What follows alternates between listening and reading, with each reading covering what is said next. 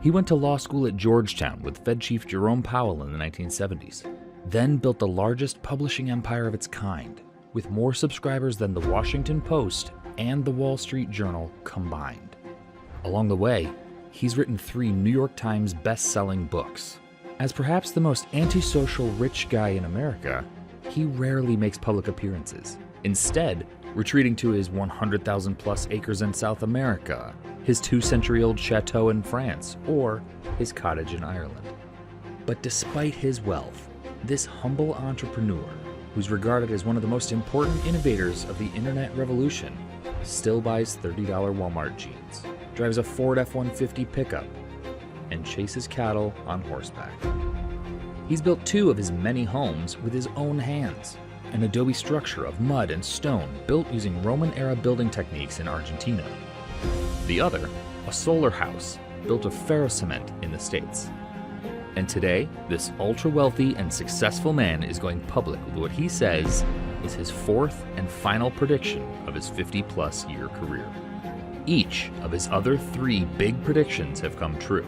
And today, from his 200-year-old house in Ireland, you'll hear how 2 unstoppable and inevitable trends are on a collision course in America, like 2 runaway freight trains, and how this collision will cause the biggest disruption to our society, our financial markets, and our way of life in more than 50 years, leading to an event he calls America's Nightmare Winter. Get the facts you won't hear anywhere else. Learn what this means for you, your family, and your money from one of the most successful men in America over the past 50 years. Everything you need to know starts now.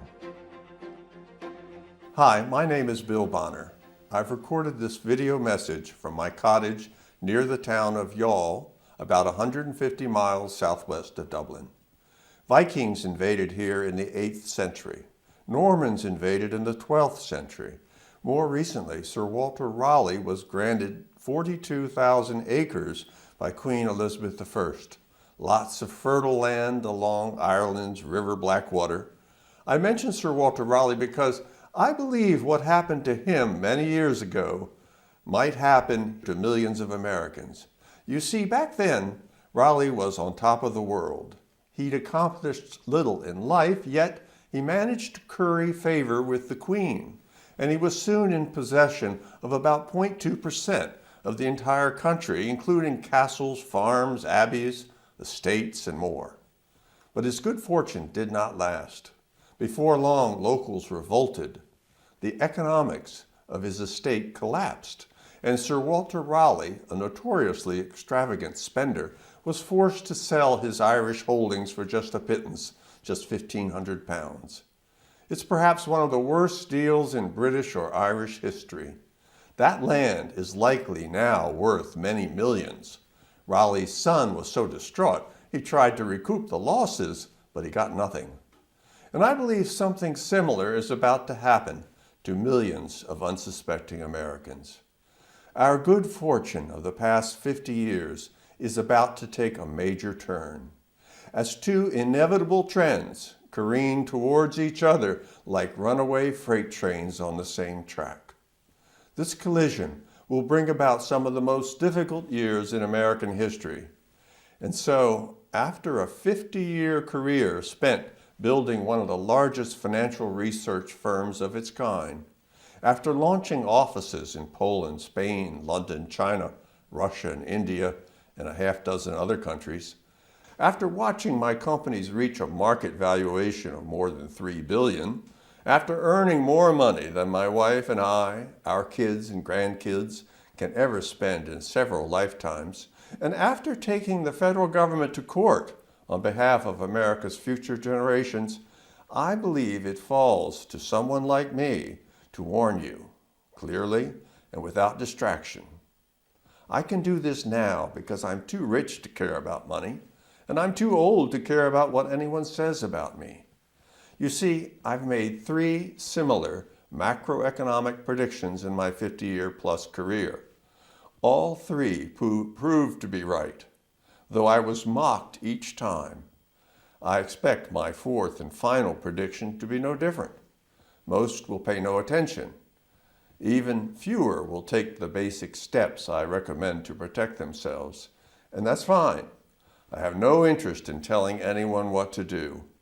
But I know, for a small group, this warning could be life-changing. And as I'm about to show you, we are in for a very strange period in American history.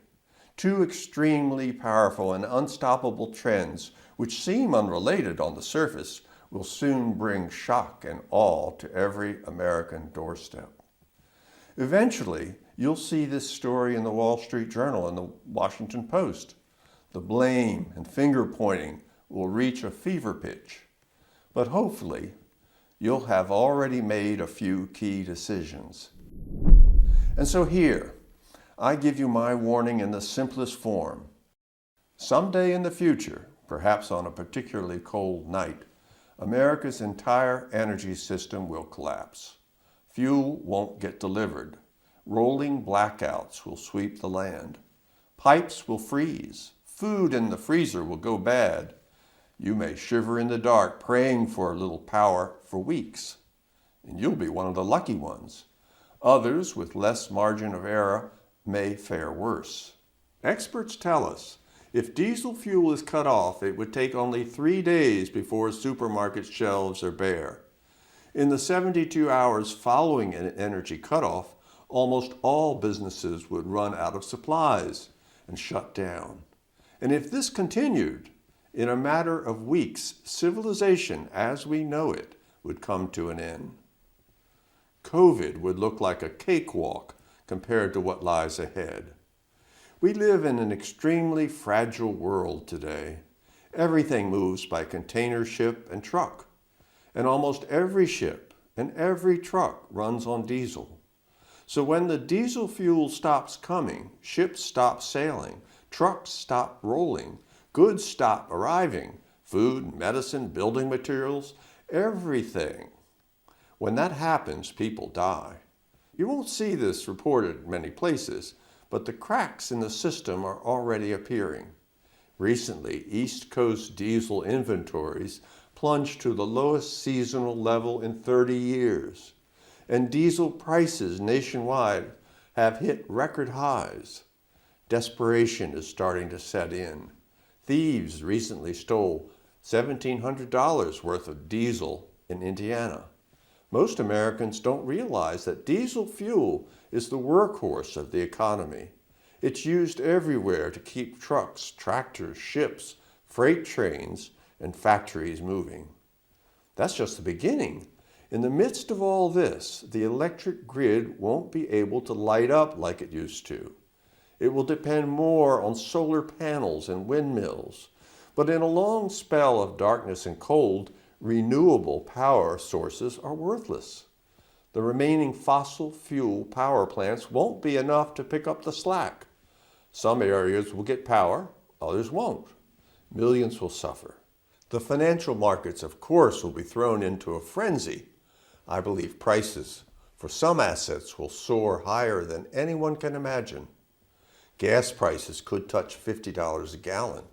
I predict oil will hit $500 per barrel before this cycle is over. For other assets, there will be almost no bid whatsoever. So millions will find themselves in the same situation as Sir Walter Raleigh many years ago here in Ireland, forced to sell once valuable assets for pittance. Around my office, we call this inevitable scenario America's nightmare winter. And there's so much more to it, which I'll get to in a second. My guess is that all this sounds impossible to you, an exaggeration at best. Maybe you think I'm trying to scare you. But at its core, this story is only partly about fuel and energy sources. The collapse of America's power grid is just one of the consequences of the two runaway freight trains barreling towards each other on a collision path in our country today. And ironically, as I'll detail, my warning is nothing compared to the scare tactics being employed by today's politicians, major media, and universities who have put us on this dangerous path. But I'm getting ahead of myself. So let me back up. Before I can show you what's coming next and the 4 steps my team and I recommend you take as soon as possible, I want to explain the 2 runaway freight trains now barreling towards each other.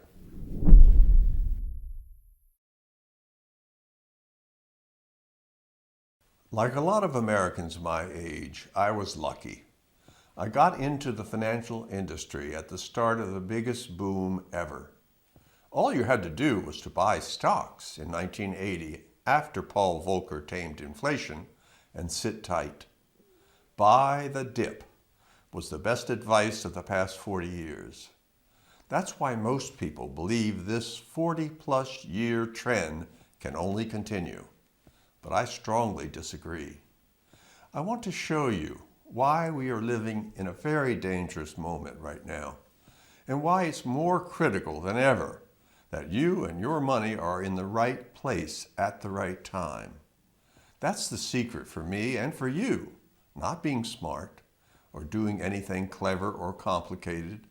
You just have to make sure you and your money are in the right place at the right time. That's exactly what I'm going to show you how to do today.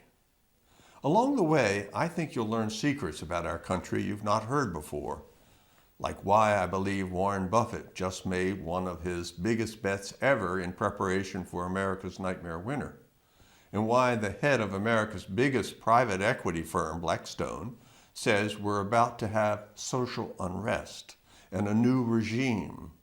In the coming minutes, I'll show you how America's elite, the whole elite, Republican as well as Democrat, the people who control the government, the Fed, the media, Wall Street, and the universities, are corrupt and incompetent and have put us on this path. What I see on the horizon could be the worst crisis ever in the U.S., a combination of 2 disastrous policies, which I believe could likely be followed by riots and ultimately some form of revolution. Now look, I'm not trying to influence U.S. policy or sue anyone again. I'm just connecting the dots as I've done throughout my career.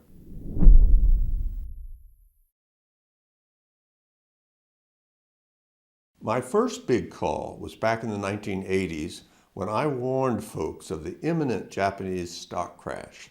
Back then, Japan was on top of the world. 9 of the world's 10 biggest banks were in Japan back then.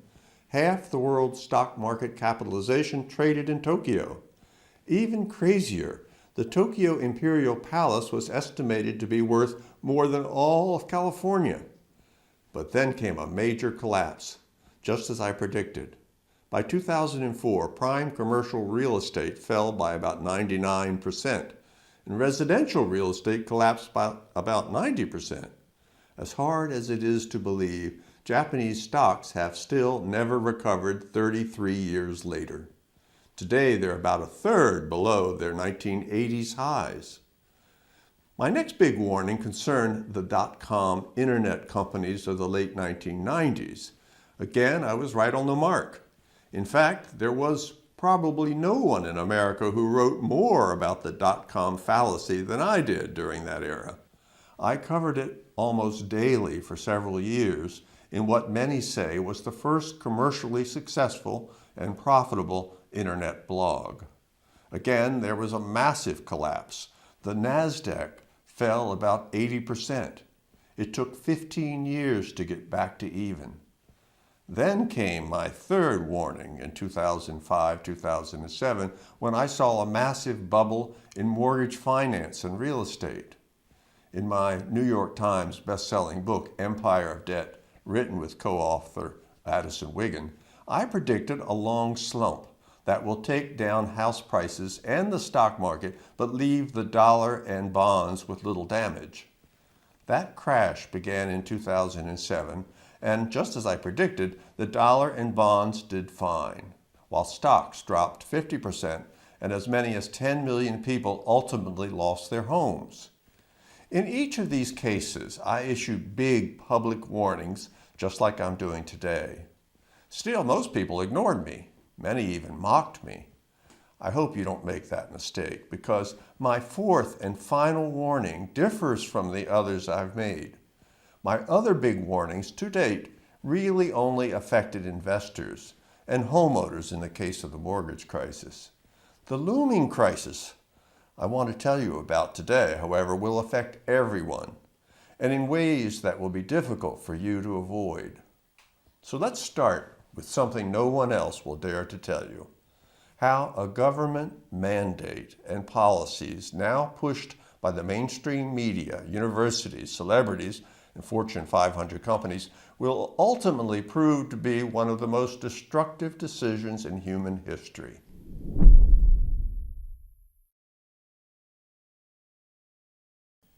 Governments do dumb things on a regular basis, but it's not often that a government rejects its most important source of wealth and security and tries to replace it with something that could bankrupt the nation and cause suffering for millions. But that's exactly what the U.S. government is doing right now, along with the mainstream media, universities, and quite a few Fortune 500 companies as well. The policy all these folks are pushing? The mandated transformation of our economy at any cost to end fossil fuel use, to take carbon emissions to zero, and to establish renewable energy for all future economic activity. This is the first runaway freight train barreling forward along America's tracks. Now look, I get it. Everyone wants a better environment and less pollution. And someday, battery technology, wind power, and solar will probably become efficient enough to make up a meaningful portion of the electric grid. But not today, and not anytime soon. Not in the next 20 or 30 years, at least. And that's not my analysis. The U.S. Energy Information Agency says wind and solar combined last year made up just 12% of the power grid today. Even dirty coal made up almost twice as much, 22%. And looking at the next few decades, the U.S. Energy Information Administration says by 2050, renewables will make up only 38% of the U.S. grid. But the facts don't matter. So politicians are shutting down oil and natural gas production while spending obscene amounts promoting green energy. Oil wells are capped, generators decommissioned, storage tanks abandoned. New investment has almost completely come to a halt. Discoveries have fallen to a 75-year low. Banks will no longer lend to oil and gas companies because it's bad for their image. Today, in America's Northeast region, there are just 7 refineries that process diesel fuel. There used to be 27. The CEO of Chevron says there will never be another refinery built in America thanks to the state of policies around the world towards fossil fuels. In short, the government punishes and discourages producers of old energy while rewarding and subsidizing Wall Street and renewable sources. Take the state of New York, for example. As one resident told the Wall Street Journal, large portions of New York sit atop massive but untapped sources of natural gas. The Utica Shale contains an estimated 38 trillion cubic feet of natural gas, 940 million barrels of oil, and 208 million barrels of natural gas liquids. But New Yorkers can't touch these resources, even though natural gas is the main reason we've been able to reduce carbon output for electricity in recent years. Natural gas is about half as pollutive as coal. Andrew Cuomo banned all hydraulic fracking. He shut down interstate gas pipelines and closed the Indian Point nuclear plant. So now New Yorkers must import more natural gas, and at much higher prices. They've even proposed banning natural gas hookups for new homes. So instead of working to unleash the state's energy resources, they're doing the opposite, fighting for new, costly, and unrealistic energy mandates. And mark my words, this premature, mandated switch to clean energy is going to be a disaster, causing economic hardship, poverty, and a widening of the wealth gap. It's the first big step leading to America's nightmare winter. Because the same thing that's happening in New York is happening elsewhere, and on the federal level too. On his first day in office, President Biden canceled the Keystone Pipeline. A week later, he announced executive orders freezing new oil and gas leases on public lands and offshore waters, plus no CO2 emissions from electricity by 2035, and an all-electric vehicle fleet. Of course, soon the administration had to ramp up energy imports from Russia by 24%. And so while everyone blames the energy crisis on Vladimir Putin and America's evil energy companies, the truth is it's mostly a result of disastrous policies. And this is only going to get worse. Remember my conservative prediction. Before this cycle is over, gas will hit $50 a gallon, oil will hit $500 per barrel. And here's the thing. No one likes to talk about what this mandated transition to clean energy will cost. So let me show you some ghastly figures. I've never seen this reported anywhere in the mainstream press. But look at the analysis done by Bjorn Lomborg. He's an environmentalist and a visiting fellow at Stanford. Time magazine calls him one of the world's 100 most influential people. And he's repeatedly named one of foreign policy's top 100 global thinkers. Well, here's what Lomborg says.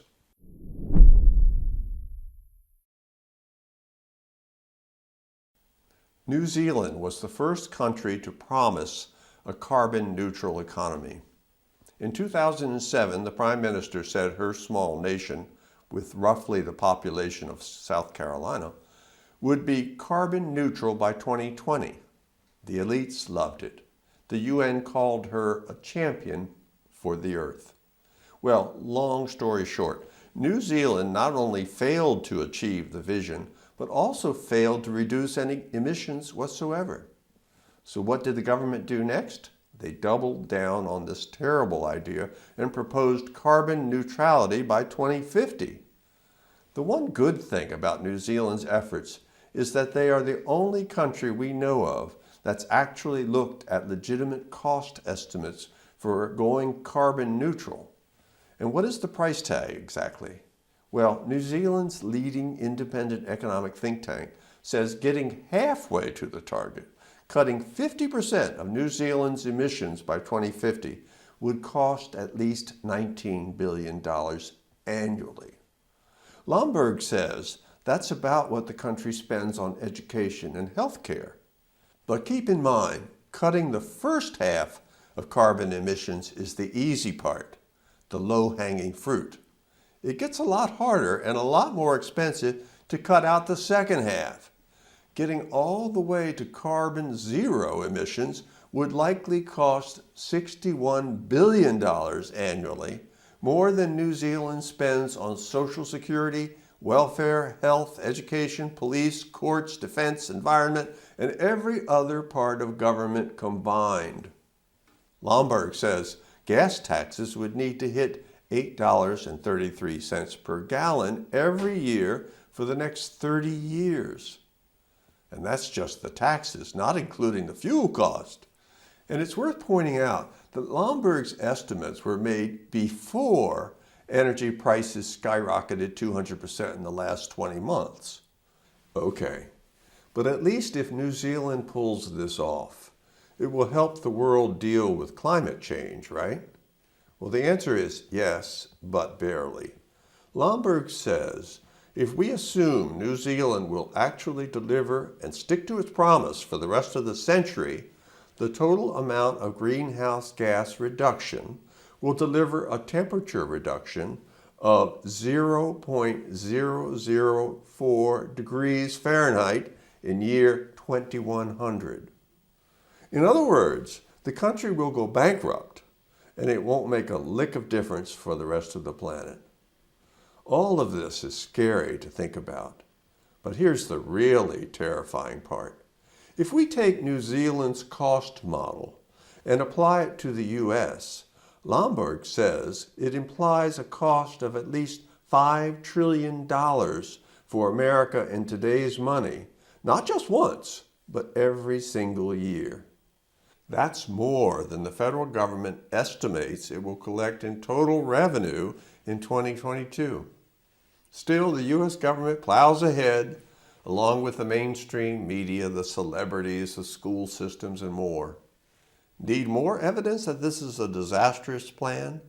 Look at Germany's energy scheme called Energiewende, meaning energy transition, which started in 2010. Today, Germany has among the highest energy costs in the world, and fossil fuel use has declined only 1% since the massively expensive program was started, according to Lomborg's analysis. How bad will it get for Germany? Well, a report just out says producer prices in Germany are up a whopping 33.5% from last year. Yes, 33.5% in a single year. It's destroying the German economy. Electricity costs are up 87% compared to a year ago, and natural gas prices are up 154%. That's a lot of numbers, I know.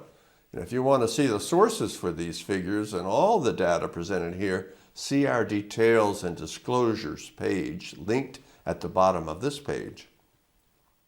The point I'm trying to make here is simple. It's not that we all don't want a cleaner, healthier environment. We all want green energy to work. And eventually, in 50 years or so, it probably will.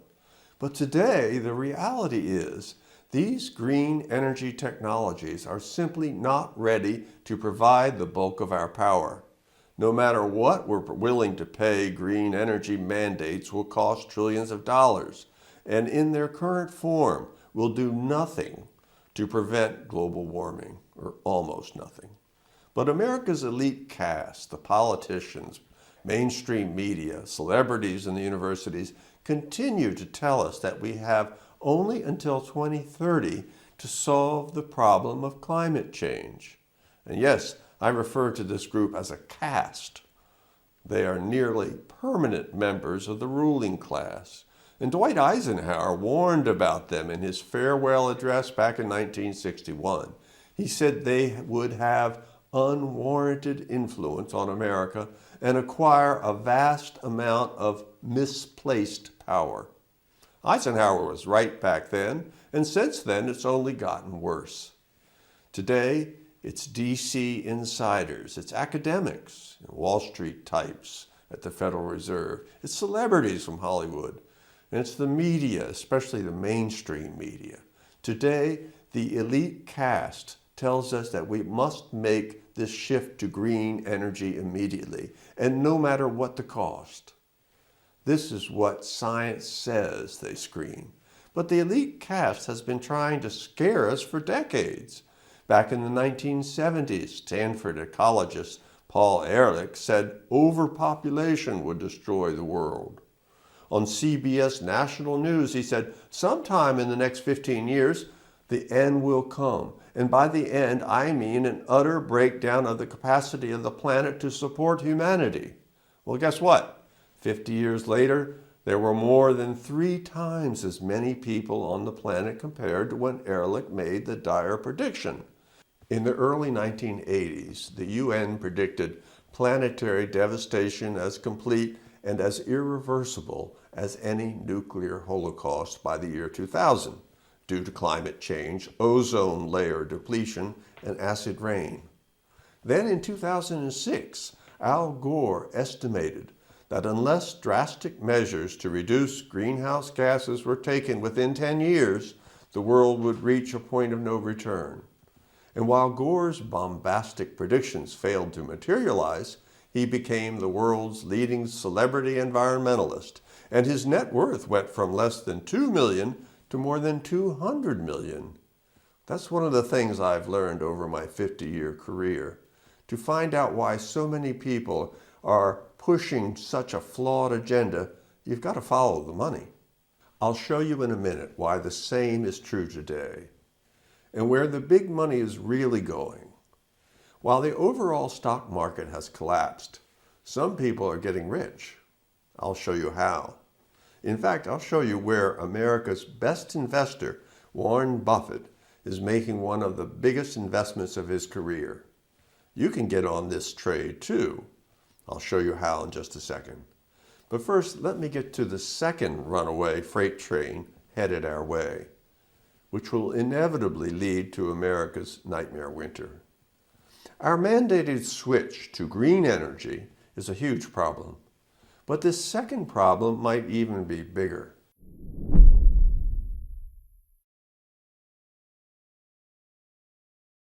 Many years ago, I worked in Washington at a group called the National Taxpayers Union. Our mission was to save the taxpayers' money by cutting government waste. It soon became obvious that Congress really sought more waste, not less, because a wasted dollar went into someone's pocket, right where they wanted it. So then we tried to limit taxes. We were more successful there. Congressmen didn't like to have to explain to voters why they had raised taxes. But then Congress got smart. They started borrowing big time. That way they could spend more money without raising taxes. So next, I tried a lawsuit against the U.S. government. You won't be surprised to hear how it turned out. We lost. And since then, the U.S. federal debt exploded 60 times, from $500 billion in the mid-1970s to over $30 trillion today. After I left Washington, I spent my career building up my worldwide business. But when I came back to the U.S., it felt strange to me. It was as if the country had changed in a profound way that I couldn't describe. The country I knew no longer exists, and there's no going back. One of the places I spend a lot of time today is northern Argentina. More than 15 years ago, my wife and I bought a ranch there, about 9,000 feet up, in the foothills of the Andes. I was able to buy a massive property in Argentina for about 1/10 of what it would cost in the U.S. This property is one of the most beautiful places on earth, as you can see in these photos. But sadly for everyone trying to make a living here, it's also one of the most dysfunctional. This dysfunction is what allowed me to buy my property literally with a suitcase full of cash, because financial institutions and the local money could no longer be trusted. And here's the interesting part. There's nothing wrong with Argentina or its people. The problem is politics, which turned Argentina from one of the richest countries in the world to one of the most corrupt and poverty-stricken. And now I see those same policies taking root in America. This is the second runaway freight train I've been telling you about. So let me say it as plainly and as simply as I can. It doesn't matter what tricks the White House, the U.S. Treasury, or the Federal Reserve are using, or how they spin it. America is about to experience one of the greatest inflationary periods in world history. And this inflation, which the entire world can now plainly see, will soon get much, much worse. It will push millions of Americans down out of the middle class, out of private retirement, out of private health care, and out of a decent life based on independence and privacy, into a collectivist nightmare. It won't be long before millions of Americans will be trapped by their own collapsing currency and deeply indebted government. And this destruction of the currency, coupled with the rejection of the real source of our own wealth, our massive and cheap energy reserves, will result in what I call America's nightmare winter. Unfortunately, this all leads not just to high prices, but potentially to starvation and perhaps even some form of revolution. Here's why. For starters, tractors run on diesel, and at $40 a gallon, it will cost $20,000 just to fill up a standard 500-gallon farm fuel tank. Plus, farmers already face shortages of parts, fertilizers, seeds, and chemicals. especially fertilizer. Billions of people are alive today only because we're able to use natural gas to make ammonia by heating up nitrogen and hydrogen.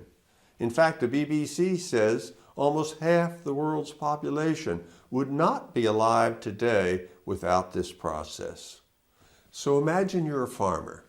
You're about 60 years old, the average age for a U.S. farmer today, and you're getting tired. You can't hire anyone to help. No one wants to do the work, no matter what you're willing to pay. On top of that, you're facing $40 a gallon fuel and problems getting fertilizer and chemicals. And you're thinking, maybe this is a good time to retire. Then who grows the corn? The fields grow up in weeds, not wheat. And what about the trucks, the processors, the packagers, distributors, retailers? They too need fuel and supplies. And what if they're not available when you need them? You saw what the COVID shutdowns did to the economy.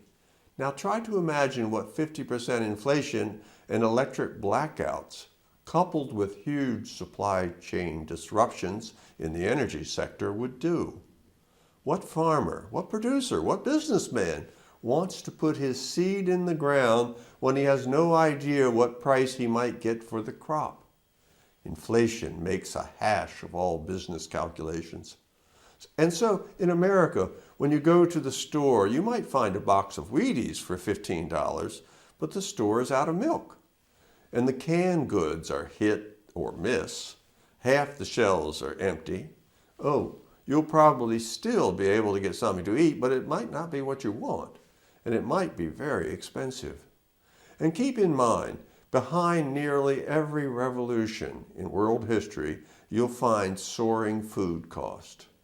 I've seen how all this plays out firsthand. I've lived it.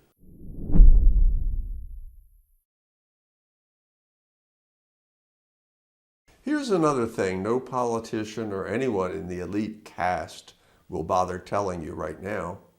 Despite what you see with your own eyes, prices for all goods and services, prices for real estate, for oil and gas, are not going up the way you think they are. You see, what's happening in America today is very similar to what happened in Argentina. The truth is, prices are not going up. It's the value of your money that's going down. Economic historian Adam Ferguson explains this phenomena in his book, When Money Dies. It was the natural reaction of most Germans or Austrians or Hungarians, indeed, as for any victims of inflation, to assume not so much that their money was falling in value as that the goods which it bought were becoming more expensive in absolute terms. This U.S. government has destroyed the U.S. currency beyond any state of repair or recovery. There is simply no turning back. This is what happens when you print more money over an 18-month period than we've printed in the previous 200 years of our country's existence. This is what happens when you print $1 trillion new dollars into existence in just 2 days in March of 2020. Yes, that's what really the government did. Time magazine wrote about it, although you barely heard a whisper about it anywhere else. This is what happens when the Fed prints more than $5 trillion into existence since late 2019. This list of money handouts just goes on and on. And politicians are talking about ramping it up even more today. Gavin Newsom, governor of California, for example, recently proposed sending all state car owners $400 checks to offset higher gas prices. Others receiving checks will include renters, folks who pay utility bills, nursing staff, parents who pay for childcare, and more. Oh, and also free public transportation for everybody. If you think California's prices are high now, wait till Newsom's $18.1 billion inflation relief package hits the streets. But this is the new way forward in America. We'll fight inflation by flooding the system with even more money. The one thing you must remember if you live in America and hope to survive the coming years, is this: inflation and currency devaluation is not just a threat, it's the government policy from this point forward. In the coming years, everything you will do will be governed. Everything will be controlled more and more by the state and their handouts. More welfare and eventually universal basic income, Medicare for all, free college, more debt and more debt forgiveness for a hand-selected group of individuals and corporations. Biden's recent student debt forgiveness package is just a small taste of what's coming. We'll see income security handouts, price controls, much higher taxes, more and more Americans not actually working, just like in Argentina. Already the government's share of the economy has gone from 22% before the lockdown to upper 30% today. Soon, I believe it will be 50% or more.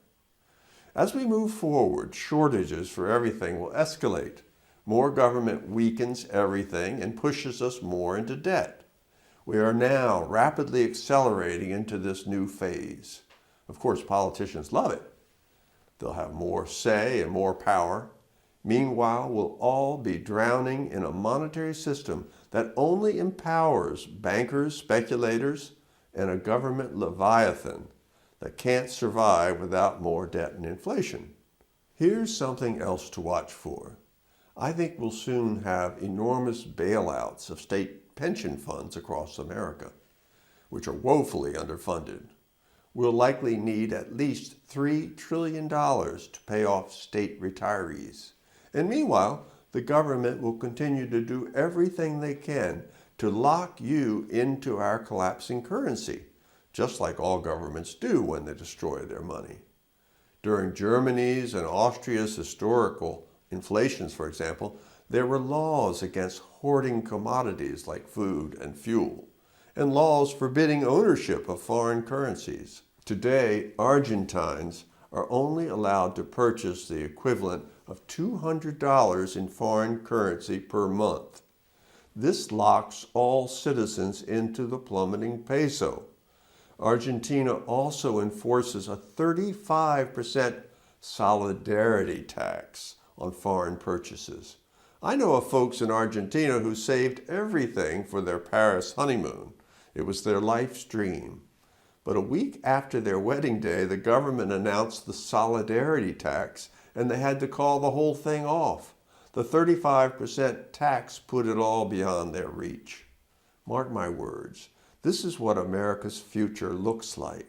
Have you heard of the FACTA, for example? Most Americans haven't, but it's a policy our government quietly passed not long ago, which forces foreign banks to automatically turn money over to the U.S. government when the Americans diversify out of the U.S. dollar.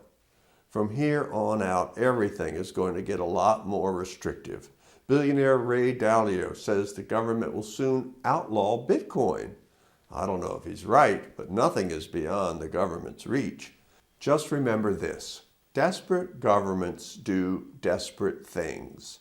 Even the extremely conservative billionaire Warren Buffett has said they, the government, will come after corporations. They will come after individuals. They're going to have to raise a lot more money. But here's the thing. The worst part of a currency collapse isn't the rising prices or the shortages or restrictions on what you can and can't do with your money. The worst part is that when you destroy the money, you infect and corrupt everything. As my colleague Jim Grant says, inflation is not about increasing the money supply growth. It's essentially the fiscal breakdown of the state. As a German woman told Nobel and Pulitzer Prize winning writer Pearl Buck about her country's famous early 20th century inflationary collapse, we used to say the dollar is going up again, while in reality the dollar remained stable, but our mark was falling. It all seemed just madness, and it made the people mad. The fiscal breakdown of the state ultimately leads to the breakdown of society. You can see this madness in Argentina every single day.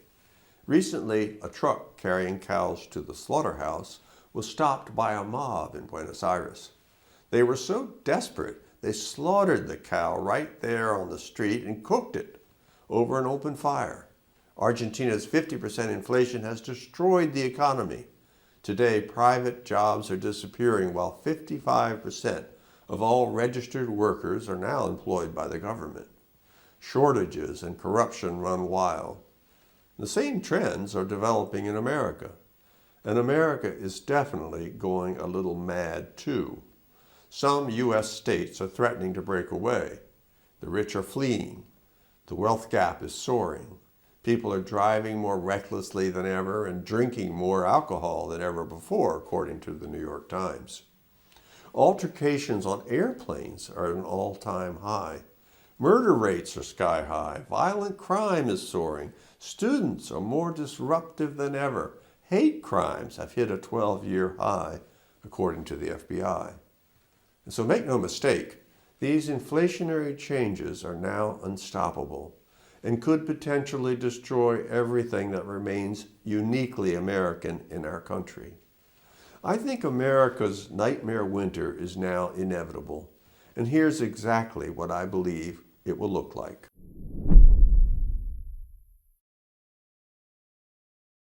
Mandating the end of fossil fuels and printing paper money to pay for it is like lighting a stick of dynamite at both ends. On one end, you cut off the supply of the most important components of modern economies, energy and raw materials. On the other, you greatly increase the supply of paper money, which always leads to inflation, war, depression, military takeovers, and social upheaval. Essentially, we are rejecting the real source of our own wealth, abundant and inexpensive fossil fuels, and trying to replace it with inflationary money printing.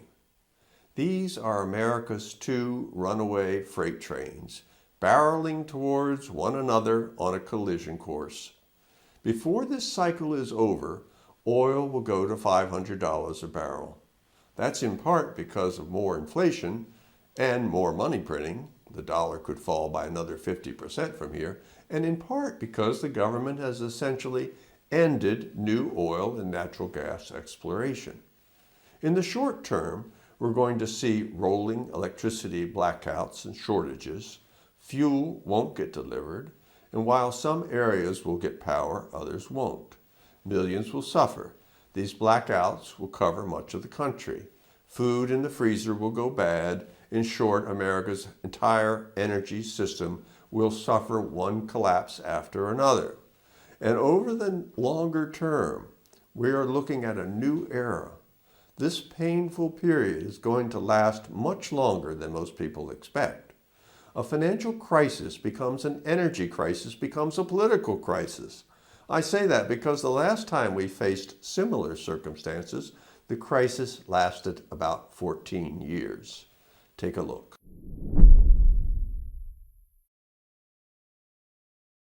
In 1965, President Lyndon Johnson began massive spending and took on huge budget deficits for the Vietnam War and his Great Society benefits: Medicare, Medicaid, Head Start, urban renewal, environmental issues, new immigration policies, and more.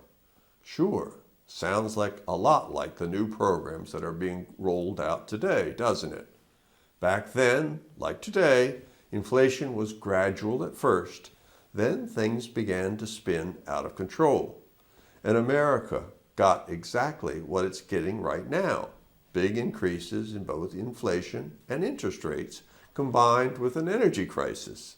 Most Americans alive don't remember this, but OPEC banned oil exports to the U.S. in October 1973. Gas prices quickly shot up 37%. Gas was rationed. Many stations ran out. Those with supply had to lock up their pumps. The ban on exporting oil to the U.S. lasted only 5 months, a tiny crisis compared to what's going on today. But by then, the wheels of the crisis were already in motion. By 1974, inflation hit more than 11%, and the stock market fell 35%.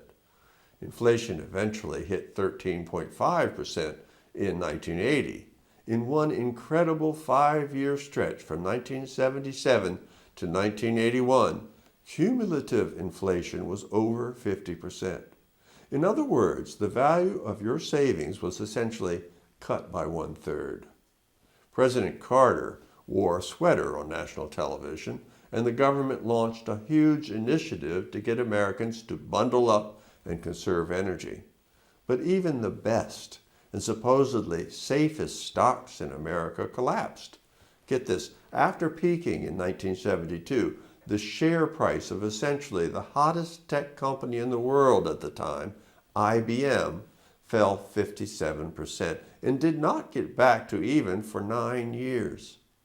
I've heard lots of people talk today about buying Disney lately because it's fallen about 40% from its highs, but I doubt Disney's fall is done. During the 1970s, the stock fell 83% in less than 2 years. Other iconic businesses collapsed as well. Coca-Cola fell nearly 70% and General Electric fell nearly 60%. Both of them took 9 years just to get back to even. The entire NASDAQ stock index fell nearly 60% in less than a year. In fact, it would take until 1993, 25 years later, until the S&P 500 reached a level that, after adjusting for inflation, exceeded its high from 1968. In short, anyone who tells you that stocks are the best inflation hedge simply does not know their financial history. At the same time stocks were falling, prices were skyrocketing. Meat, for example, soared more than 150% between 1973 and 1979. Gasoline prices soared more than 225% between 1970 and 1980, while average airfare prices went up more than threefold over roughly the same period. From January 1973 to January 1982, the cumulative rate of inflation was a whopping 130.9%. Oil prices ultimately jumped 350%, and the higher energy cost rippled through the economy. The situation got so bad, the US dollar nearly ceased to function as the world's reserve currency. In fact, in 1978, the US Treasury was forced to issue government bonds denominated in Swiss francs. Foreign creditors no longer trusted the US dollar as a store of value. The point I'm trying to make is that an energy crisis is bad enough. So is inflation. But when these two freight trains collide, it leads to disaster. The last time we saw this type of cycle, it lasted about 14 years. That's where we're headed today, if we're lucky. This is America's nightmare winter, and it could be much worse than the last time. Today we've got so much debt, we can't raise rates much. It will bankrupt us. And Americans are completely unwilling to go for any policies that bring any type of financial pain or hardship. So today we're looking at a new era. Blackstone CEO Stephen Schwarzman calls the period we've just entered a new regime. Many people are going to get a lot poorer in the years ahead. And the sad part is most Americans will do exactly what the Argentines, the Germans, the Austrians, the Hungarians, and the citizens of dozens of other nations before them have done when their governments destroyed their currencies. They will cling to their increasingly worthless money in a state of confusion and bewilderment. This is human nature. Most people simply don't understand what's happening in America right now and won't know what to do even after their money has been devalued yet again and our energy infrastructure collapses. And that's exactly why I'm issuing this warning. This is not the end of America, but it's definitely a new era. It's definitely the end of America as you have known it for the past 50 years. It's going to be bad for a lot of people. But it doesn't have to be that way for you.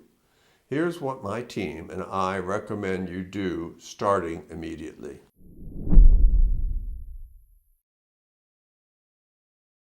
Over the past 50 years, I've had an interest in companies that have engaged with many great investors and many of the most connected people in Washington, D.C., like former U.S. Congressman Ron Paul, federal government consultant Jim Rickards, and legendary accountant Joel Littman, who's been asked to address the Pentagon 5 times in just the past year.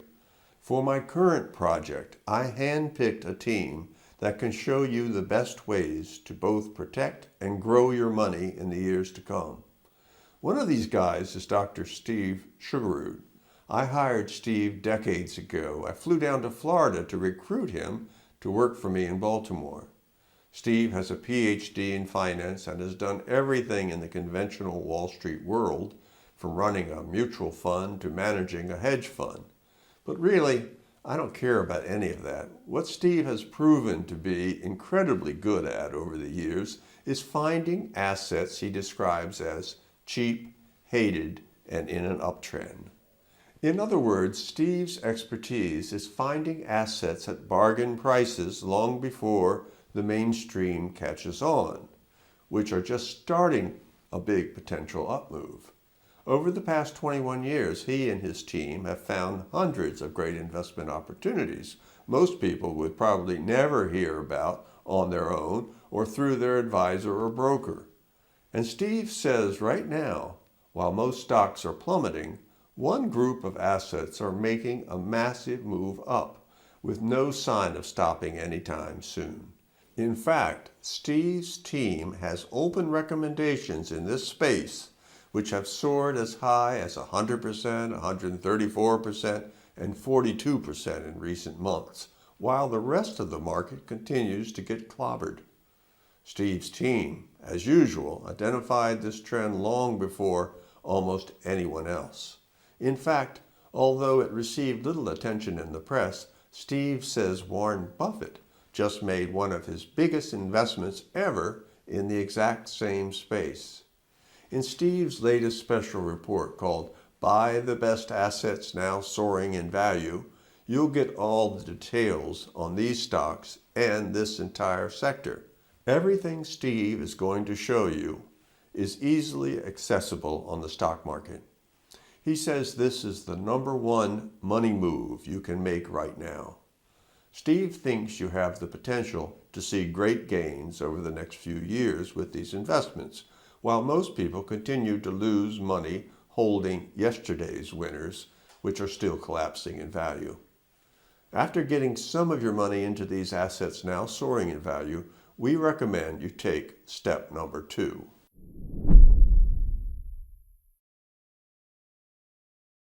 Step number 2 is a little unusual. It has nothing to do with stocks, bonds, or anything Wall Street folks typically recommend. But I've taken advantage of this strategy myself at least a half a dozen times, and have helped other people too learn how to do it.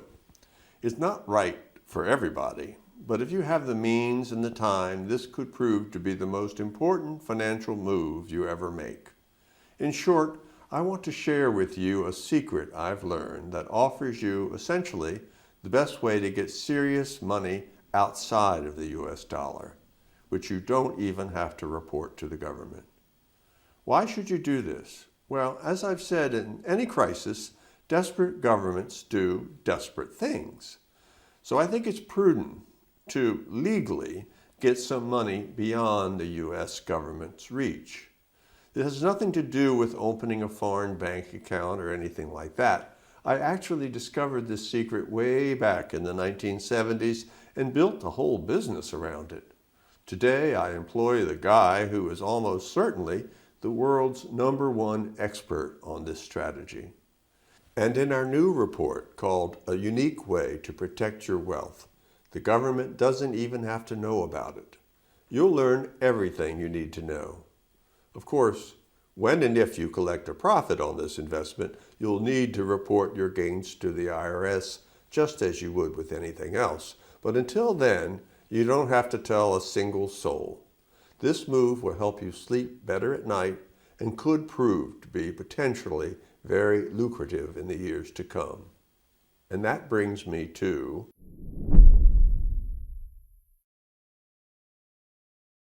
the next move I suggest you make is another idea from Steve Sugarrood. He discovered this strategy about 20 years ago and has helped thousands of people learn how to take advantage of it ever since. And Steve says it's an absolutely perfect money move right now. In a nutshell, Steve says there's a unique way to buy gold and silver that has nothing to do with gold or silver bullion and nothing to do with the stock market. In essence, it's like gold or silver, only better. It's like a secret currency, and according to Steve's research, from 1972 to 1974, this investment rose 348%, according to an index that keeps track of it. At the same time, stocks dropped more than 30%. From 1976 to 1980, while the S&P 500 plummeted 35%, this investment realized a 1,195% profit. And between 1987 and 1989, investors took advantage of this secret currency, saw profits of 665%. Stocks, meanwhile, went on a roller coaster ride up and down dozens of times. Sound familiar?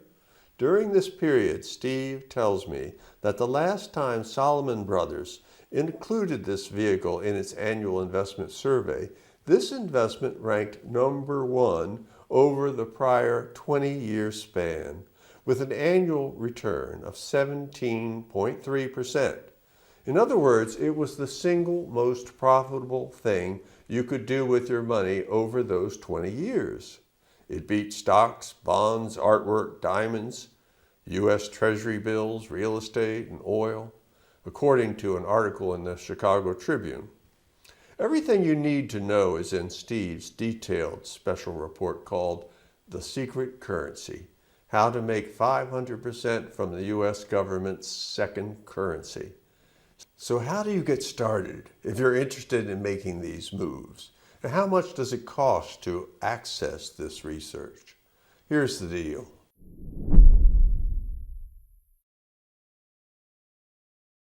The last time we faced an energy crisis combined with massive inflation, Nixon was in the White House and changed the world's monetary system, cutting the last link between the dollar and gold.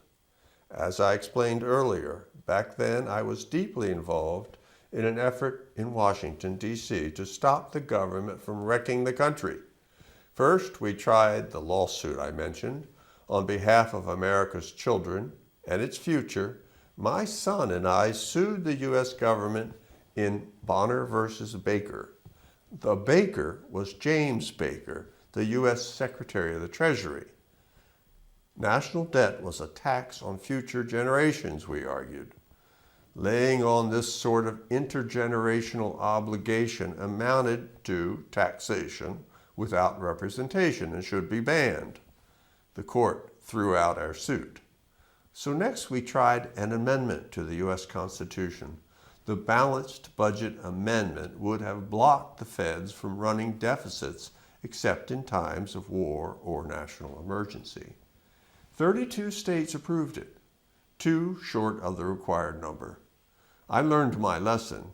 It's a waste of time, money, and energy to fight the feds. It's a no-win situation. So this time I'm doing something different. I'm not organizing a protest or filing a lawsuit.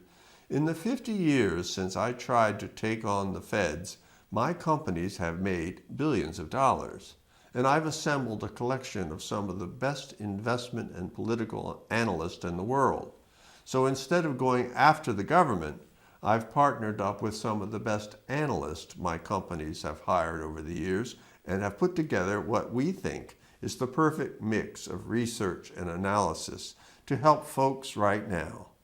We are 100% convinced America has entered a new era, a new regime. America's 2 runaway freight trains, the mandated switch to green energy, and soaring money printing, borrowing, and inflation will cause huge problems and much, much higher prices.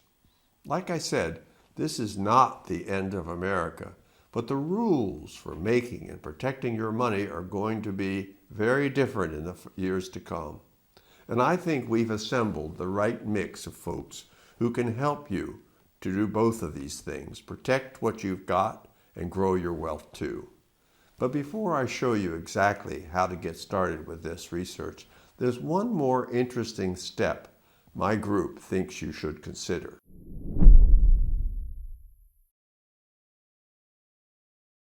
In times of market chaos and massive inflation, such as this, you often have the chance to make enormous gains with prudent speculations.